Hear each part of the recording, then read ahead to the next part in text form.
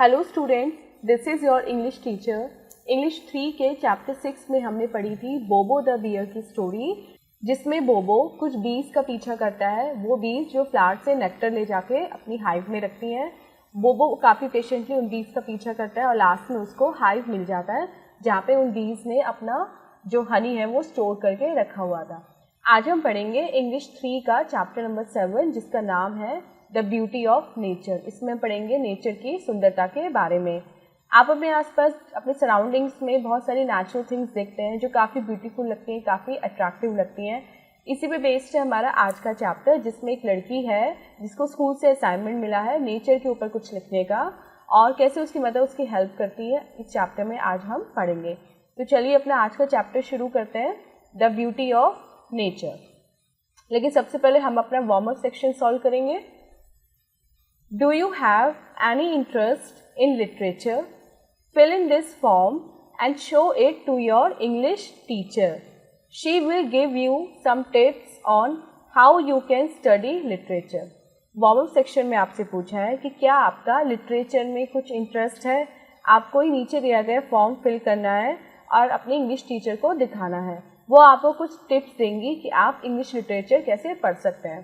तो इसमें first question है, do you read story books और बुक्स अबाउट ग्रेट पीपल? क्या आप स्टोरी बुक्स पढ़ते हैं या महान व्यक्तियों के बारे में जो बुक लिखी गई हैं क्या आप उनको पढ़ते हैं? आपको येस या नो में आंसर देना है। Name the book that you read recently, और अगर आपका आंसर येस है तो आपको उस बुक का नाम लिखना है जो अभी आपने हाल ही में पढ़ी है। Do you read the newspaper daily? अब आपको बताना है कि क्या आप न्यूज़पेपर डेली पढ़ते हैं। And if yes then you have to tell the name of the newspaper you read, कि आप कौन से न्यूज़पेपर पढ़ते हैं उसका नाम आपको यहाँ पे लिखना है। Next question, do you read magazines? क्या आप मैगजीन पढ़ते हैं, येस या नो? और अगर आपका आंसर येस है तो आपको बताना है अपनी फेवरेट मैगजीन का नाम। And next question, do you watch television? क्या आप टेलीविजन देखते हैं, येस या नो? और अगर आपका आंसर येस है तो नेम योर फेवरेट प्रोग्राम, आपको अपने फेवरेट प्रोग्राम का नाम लिखना है। चैप्टर की रीडिंग स्टार्ट करते हैं। One day Naina came home from school with teary eyes. What happened? Her mother asked. I don't know what to do, Nana cried. Our teacher said that we must all bring in a composition tomorrow morning, but I can't write compositions. In school, I tried to write on 3 different topics. See my copy, but I can't do it. Her mother took Nana's notebook. Nana had tried to write on the topics time, knowledge and freedom. This is what she had written. एक दिन नैना जब school से घर आती है तो उसकी आंखों में आंसू होते हैं। तो ये देखिए उसकी मदर उससे पूछती है कि नैना क्या बात है, तुम क्यों रो रही हो? तो नैना बताती है कि मुझे समझ में नहीं आ रहा कि मैं क्या करूं। हमारी टीचर ने बोला है कि कल हमें मॉर्निंग में अपना कंपोजिशन सबमिट करना है, लेकिन मुझे तो कंपोजिशन लिखना आता ही नहीं है। स्कूल में मैंने ट्राई करा 3 डिफरेंट टॉपिक पे लिखने के लिए, लेकिन मैं कुछ भी नहीं लिख पाई। आप मेरी कॉपी देखिए, 3 डिफरेंट टॉपिक्स मैंने ट्राई करे, लेकिन उनमें से एक भी मैं कंपोजिशन नहीं लिख पाई। तो उसकी मदर क्या करती है, नैना की नोटबुक देखती है और देखती है कि नैना ने 3 टॉपिक्स पे लिखने की कोशिश की है, और वो टॉपिक्स क्या हैं, टाइम, नॉलेज एंड फ्रीडम। और देखते हैं नैना ने उनके बारे में क्या क्या लिखा है। Time is short, we should all improve our time. Knowledge is a very useful thing, freedom must be used wisely. I can't think of another word to say about any of these topics, exclaim Naina. I shall have to go to school without a composition. Naina, her mother asked, did the teacher ask you to write on these topics? No, mummy, she just suggested them. We can choose any topic we want, but it's so difficult to find a proper topic. और नैना ने time, knowledge और freedom के बारे में क्या क्या लिखा। नैना ने टाइम के बारे में लिखा कि टाइम बहुत शॉर्ट होता है और हमें सबको अपना टाइम जो है प्रॉपर वे में यूटिलाइज करना चाहिए। नॉलेज के बारे में नैना ने लिखा कि knowledge is a very useful thing. And freedom के बारे में नैना ने लिखा कि फ्रीडम जो है हमें वाइजली यूज़ करना चाहिए। अब वो अपनी मदर से आगे बताती है कि मुझे कुछ और समझ में नहीं आ रहा था कि इन तीनों टॉपिक को मैं आगे कैसे बढ़ाऊँ। मैंने ये तीनों टॉपिक शुरू तो कर दिए थे, लेकिन इनके बारे में आगे क्या लिखूँ ये मुझे समझ में नहीं आ रहा था, और अब ऐसा लगता है कि कल मुझे स्कूल बिना कंपोजिशन के ही जाना पड़ेगा। तो उसकी मदर कहती है, नैना क्या टीचर ने तुम्हें ये टॉपिक्स दिए थे लिखने के लिए? तो नैना कहती है कि नहीं मम्मी, ऐसे कुछ नहीं था, टीचर ने तो सिर्फ ये टॉपिक सजेस्ट किए थे, वो हमारी मर्जी है कि हम किस टॉपिक पे अपना कंपोजिशन लिखते हैं, लेकिन एक प्रॉपर टॉपिक फाइंड करना बहुत डिफ़िकल्ट है, मुझे समझ में नहीं आ रहा कि ऐसे कौन सा टॉपिक मैं चूज़ करूँ जिस पे मैं कुछ लिख सकूँ। You have done enough worrying, said mother. You did not begin correctly. You have been trying to write on subjects that you don't know much about. But I just can't find a subject. Nana's mother shook her head. Go and play in the garden. I will call you in half an hour. But my composition, said Nana. Don't think about your composition. Have fun, said her mother. तो अब उसकी mother कहती है कि तुमने काफ़ी चिंता कर ली, अब तुम अपनी सारी चिंता मुझ पे छोड़ दो। तुमने जो शुरुआत की वो ही ठीक से नहीं करी, तुमने ऐसे टॉपिक चूज़ किए, तुमने ऐसे सब्जेक्ट चूज़ किए लिखने के लिए जिनके बारे में तुम ज़्यादा जानती ही नहीं थी, और जिन टॉपिक्स के बारे में तुम ज़्यादा जानती ही नहीं हो उनके बारे में तुम कैसे लिख सकती हो। तो नैना बोलती है कि लेकिन मुझे कुछ समझ में नहीं आ रहा था कि मैं कौन सा टॉपिक लूँ, इसलिए मैंने जो टीचर ने सजेस्ट किए थे 3 topic, time, knowledge and freedom, मैंने उन्हीं पे शुरुआत कर दी लिखने की। तो नैना की मदर उसका सर हिला के कहती है कि कोई बात नहीं, जाओ जाके गार्डन में खेलो, मैं तुम्हें आधा घंटे में बुलाती हूँ। नैना कहती है कि लेकिन मेरे कंपोजिशन का क्या? तो उसकी मदर कहती है कि अभी अपने कंपोजिशन के बारे में कुछ मत सोचो और जाओ मज़ा करो, जाके गार्डन में खेलो। After half an hour when her mother called her, Naina looked fresh and happy. और आधा घंटे के बाद जब नैना की मदर ने नैना को अंदर बुलाया घर में, तो नैना काफ़ी फ्रेश लग रही थी और काफ़ी खुश भी लग रही थी। Now said her mother, I want you to sit by the window with a sheet of paper and a pencil and write something about what you can see. But my composition, asked Naina, when will I begin that? Never mind your composition, we will talk about that later. Nana knew that her mother always had a good reason for everything she did. So she took the paper and pencil and sat by the window. Nana looked out and saw the sky and some bright sunset clouds. What a lovely sunset, she exclaimed. Don't tell me, said her mother, just right. अब उसकी mother कहती है कि अब तुम अंदर आ गई हो और तुम काफ़ी फ्रेश लग रही हो, खुश भी लग रही हो। अब तुम एक काम करो, एक शीट लो और एक पेंसिल लो और यहाँ विंडो के पास बैठ जाओ, और जो भी तुम विंडो से बाहर देख रही हो उसको तुम एक पेपर पे लिखना स्टार्ट कर दो। तो नैना कहती है कि लेकिन मेरा कंपोजिशन कब लिखूंगी मैं कब शुरुआत करूँगी? तो उसकी मदर कहती है कि अभी अपने कंपोजिशन के बारे में मत सोचो, हम उसके बारे में बाद में बात करेंगे। अब नैना को पता था कि उसकी मदर जो भी कहती है उससे करने के लिए उसके पीछे एक अच्छा रीज़न होता है, मतलब उसकी मदर के पास कोई सॉलिड रीज़न होता है जब वो नैना से कोई काम करने के लिए कहती है। तो उसने ज़्यादा बात नहीं पूछी अपनी मदर से, उसने पेपर लिया, पेन लिया और विंडो के पास जाके बैठ गई। अब नैना विंडो से बाहर देखती है तो उसे क्या दिखाई देता है? नैना देखती है कि जो स्काई है उसमें सनसेट क्लाउड्स हैं, मतलब अब जो दिन था वो छिपने वाला था, सनसेट होने वाला था, इस वजह से जो क्लाउड्स हैं उनमें भी सनसेट का कलर आ गया है। तो वो कहती है व्हाट अ लवली सनसेट। तो उसकी मदर कहती है कि मुझे मत बताओ, तुम्हें जो भी दिख रहा है तुम सिर्फ अपने पेंसिल को यूज़ करके इस पेपर पे लिखो। So Naina began to write about the sunset. She described the orange and pink clouds. She wrote about the distant hills, the trees, the river, the garden and the birds flying past the window. As Nana continued writing, she forgot all about the composition. तो नैना क्या करती है? नैना अपना composition लिखना start कर देती है। तो नैना क्या करती है? नैना सनसेट के बारे में लिखना स्टार्ट कर देती है। वो ऑरेंज और पिंक कलर के क्लाउड्स के बारे में लिखती है, वो दूर से जो पर्वत दिख रहे होते हैं उनके बारे में लिखती है, ट्रीज़ के बारे में लिखती है, रिवर के बारे में लिखती है, और वो गार्डन जिसमें वो भी खेल के आई है उसके बारे में लिखती है, और जो खिड़की के बाहर जो चिड़िया उड़ रही थी उन सब के बारे में भी वो लिखती है। और जैसे जैसे नैना लिखती चली जाती है वो अपने कंपोजिशन के बारे में भूल जाती है. Soon her mother came up to her and asked, "Are you done? Have you finished it? Let's read your composition." Composition, exclaimed Nana. You told me not to think about my composition. I just had a nice time writing about what I could see from the window. I will read out what I wrote. So Nana began reading. तो थोड़ी देर बाद उसकी mother आती है नैना के पास और नैना से पूछती है कि तुमने कंप्लीट कर लिया और दिखाओ तुमने क्या लिखा है अपने कंपोजिशन में.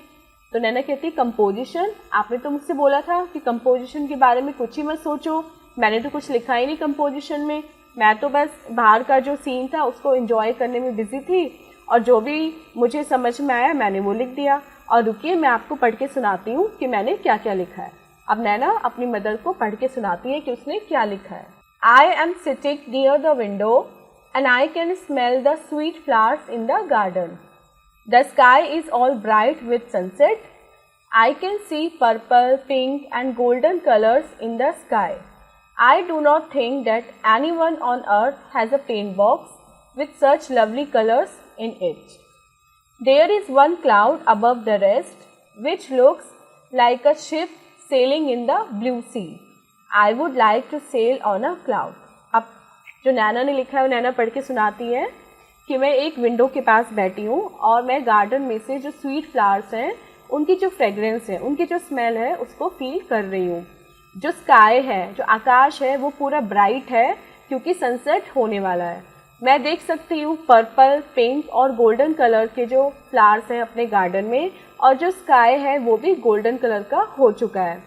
अब मुझे नहीं लगता कि अर्थ में किसी के भी पास ऐसा पेंट बॉक्स होगा जिसमें इतने लवली कलर्स हो. मतलब कोई भी आर्टिस्ट कितने भी कलर यूज़ कर ले लेकिन ऐसे कलर जो इस टाइम स्काई में है ऐसे कलर क्रिएट नहीं कर सकता. और स्काई में बहुत सारे क्लाउड्स हैं लेकिन एक क्लाउड बाकी सब क्लाउड्स के ऊपर है और ऐसा लग रहा है जैसे कि ब्लू सी में जो शिप है वो सेल कर रहा हो. मतलब जैसे नीले समुद्र में कोई जहाज चला जा रहा हो ऐसे वो जो क्लाउड है वो दूसरे क्लाउड के ऊपर चला जा रहा है.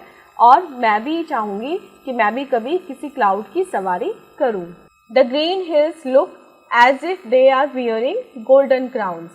आई can see a river far away. It seems quite still although I know it is running as fast as it can to get to the ocean. The birds are flying past the window to go home and take care of their little ones. I am glad the birds are not afraid to live in our garden. Our garden is full of flowers like sunflowers, daisies, lilies and roses. Mummy calls this the month of roses. The sight from our window is very beautiful indeed.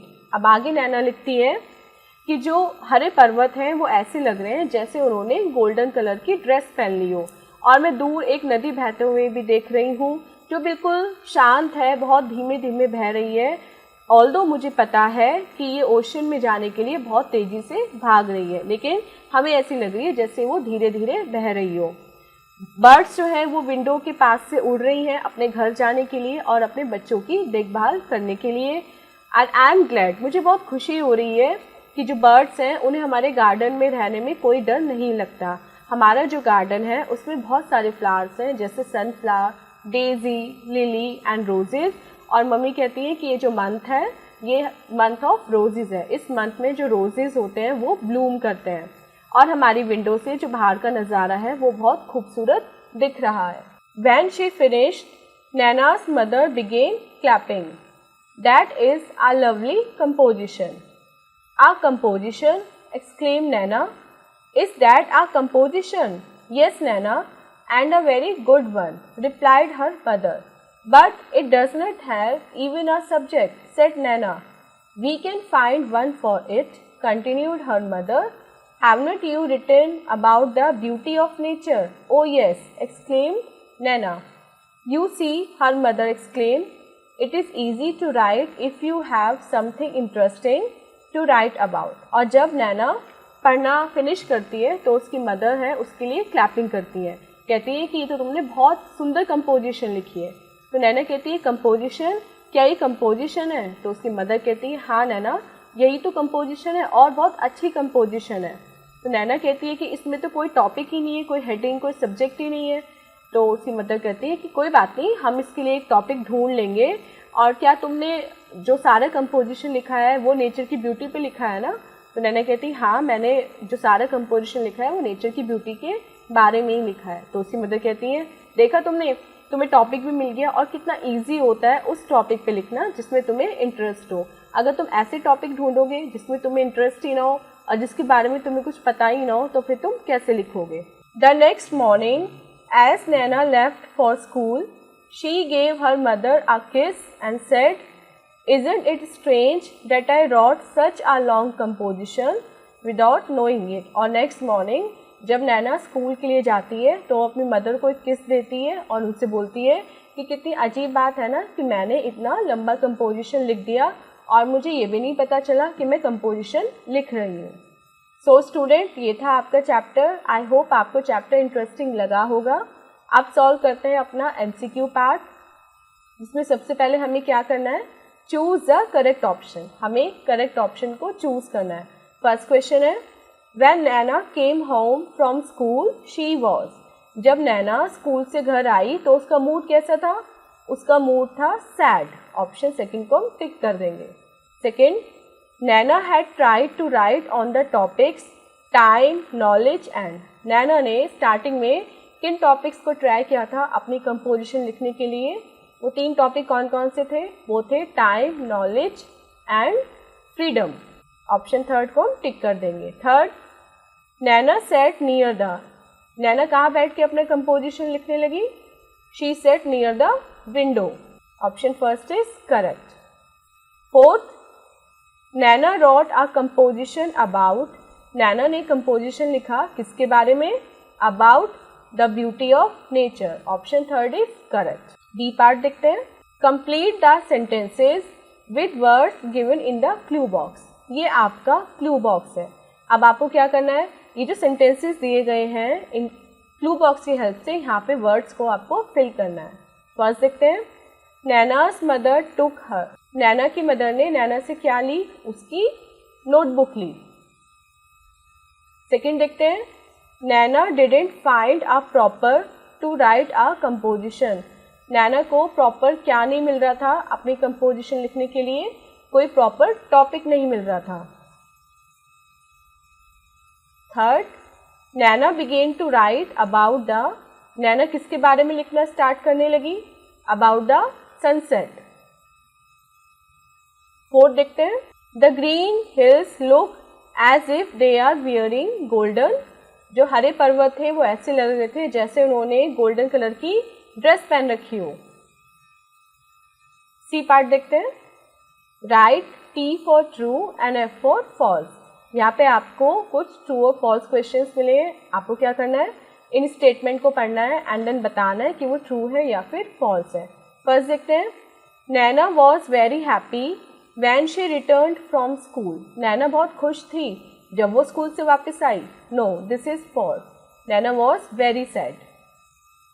Second, the sight from the window was not at all interesting. खिड़की के बाहर का जो दृश्य था, जो नज़ारा था, वो इंटरेस्टिंग नहीं था। This is false. Third, when Naina finished her mother clap. जब नैना ने सुनाना बंद किया तो उसकी मदर क्लैपिंग करने लगी। Yes, this is true. Fourth, without realizing it Naina had written a very good composition. बिना एहसास के, बिना रियलाइज के नैना ने बहुत अच्छा कंपोजिशन लिख दिया था। Yes, this is also true. So students, ये था आपका चैप्टर और आपका एक्सरसाइज पार्ट। आई होप आपको दोनों अच्छे से समझ में आ गए होंगे। आप मिलते हैं अपनी नेक्स्ट वीडियो में इससे नेक्स्ट चैप्टर के साथ। Till then take care, bye bye.